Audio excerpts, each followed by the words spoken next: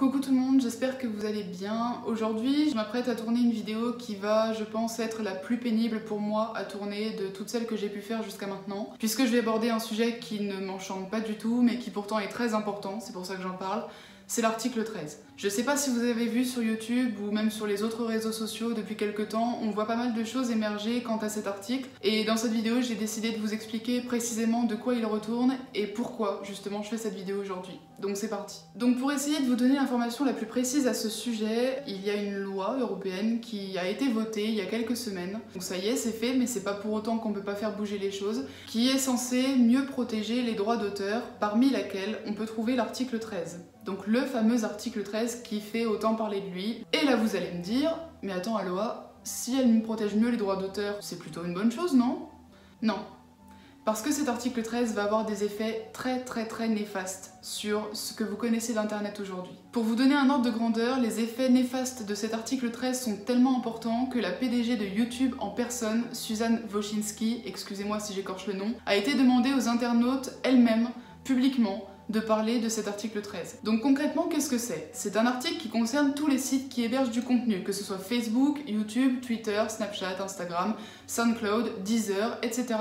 j'en passe. Cet article, qu'est-ce qu'il dit? En gros, il remet la responsabilité légale du contenu publié au site hébergeur, ce qui oblige bien évidemment le site hébergeur à vérifier instantanément tous les contenus qui ont été mis en ligne et à s'assurer que ce contenu ait été validé par tous les ayants droit concernés. En français, ça veut dire quoi? Ça veut dire que jusqu'à aujourd'hui, donc on va prendre l'exemple d'une vidéo qui est mise en ligne sur YouTube, mais ça pourrait être une photo sur Facebook, un post sur Twitter, du texte, du son, sur n'importe quel réseau social. Je vais prendre l'exemple de YouTube. Aujourd'hui, quand vous publiez une vidéo sur YouTube, vous avez une part de responsabilité par rapport à la vidéo parce que c'est vous qui l'avez mise en ligne, et YouTube a une autre part de responsabilité parce que c'est le site qui héberge votre vidéo. Avec cet article, YouTube devient le seul responsable de votre contenu. Ça veut dire qu'il est obligé de vérifier instantanément tout le contenu mis en ligne. Et ça veut dire que vous, pour mettre en ligne votre contenu, et c'est là tout le problème, vous serez maintenant obligé de demander l'autorisation à tous les ayants droit de votre contenu de savoir justement si vous pouvez publier votre contenu. Par exemple, ici j'ai une bougie qui vient de Jiffy et une autre, et un décor en macramé qui vient de chez Jiffy aussi. J'ai également 2 attrape-rêves qui viennent de chez Action, j'ai 3 livres qui viennent de chez Larousse, j'ai une plante qui vient de chez Jardiland. Si l'article 13 passe dans l'état dans lequel il est aujourd'hui, ça veut dire qu'avant de faire cette vidéo, je serai obligée de demander à Jardiland d'utiliser son image de marque parce que j'affiche une plante de chez eux dans ma vidéo, à Jiffy d'utiliser son image de marque parce que j'affiche une bougie de chez Jiffy dans ma vidéo, à Larousse d'utiliser leur image de marque parce que ici j'ai 3 bullet journal et 3 carnets qui sont tirés de chez Larousse, à Action d'afficher leur image de marque parce que ici j'ai 2 attrape-rêves qui viennent de chez Action.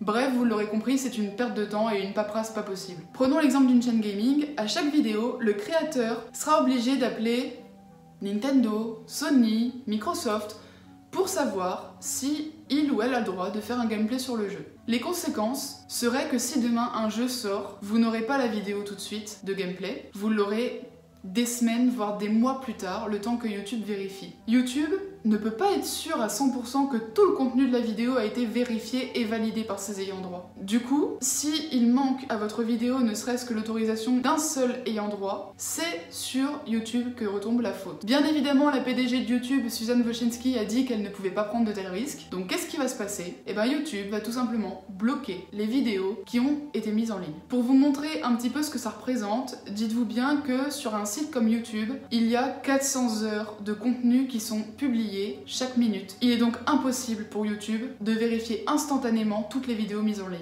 Donc pour parler encore une fois chiffres, ce serait 35 millions de chaînes YouTube en Europe qui seraient visées, donc 4 millions en France. Et là je parle de YouTube, mais c'est aussi les autres réseaux sociaux, Facebook, Twitter, Instagram, Snapchat, comme je vous l'ai dit précédemment. Donc là vous allez me dire, oui, mais si YouTube bloque toutes les vidéos, YouTube devient quoi? Eh bien YouTube dans cette configuration là ne deviendrait en réalité ni plus ni moins qu'un service de replay de télévision. Ce serait TF1 Replay ou ce serait 6play en version XXL. Ce ne serait plus que ça. Vous ne pourriez plus mettre en ligne des vidéos et vous ne pourriez plus voir les vidéos qui ont été mises en ligne par vos youtubeurs préférés, par des youtubeurs gaming, par des youtubeuses beauté, etc.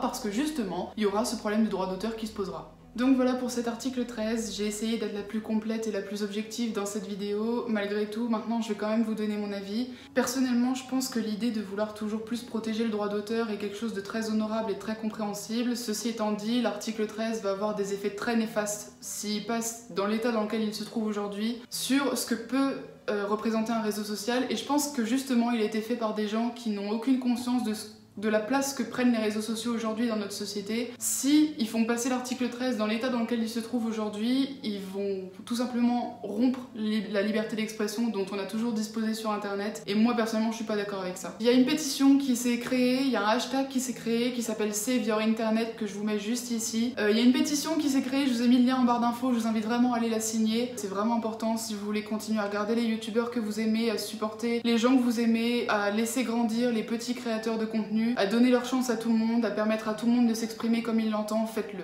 Et je vais terminer cette vidéo sur une phrase que j'entends depuis que je fréquente les réseaux sociaux, qui est « Avoir des amis sur Facebook, c'est comme être riche au Monopoly, ça ne sert à rien ». Je suis complètement en désaccord avec cette phrase, pour la simple et bonne raison qu'une fois qu'on a fini la partie au Monopoly, elle est terminée et il se passe plus rien après. Tandis que une communauté sur un réseau social, bien que la manière dont elle communique soit purement et simplement virtuelle, je pense que moi derrière la communauté c'est quand même des humains, et même si pour ma part ma communauté est bien plus petite que certaines autres personnes qui sont sur YouTube, je pense qu'elle est tout aussi importante parce qu'un humain c'est un humain, et même si nos moyens de communication sont virtuels, et même si on s'envoie des messages qu'on peut pas toucher, l'amour qu'on se porte et l'admiration qu'on se porte et le travail qui est fourni, eux, sont bien réels. Et ça, je pense qu'il faut surtout pas les rompre à cause d'une loi qui va nous engendrer des procédures administratives dont je pense tout le monde se serait bien passé. Et voilà, c'est la fin de cette vidéo, je vous remercie de l'avoir regardée jusqu'au bout et j'espère vraiment qu'elle vous aura expliqué précisément et complètement ce qu'était cet article 13. Je vous invite à partager, que ce soit ma vidéo ou celle de n'importe quel youtubeur à ce sujet, parce qu'il faut vraiment en parler, c'est très important. Ça peut toucher des milliers de comptes utilisateurs et ça vous concerne directement aussi. Je vous invite à laisser un commentaire sous cette vidéo parce que comme ça on pourra en débattre. Donc j'espère vraiment que ça vous aura plu et j'espère vous dire à très vite dans de prochaines vidéos.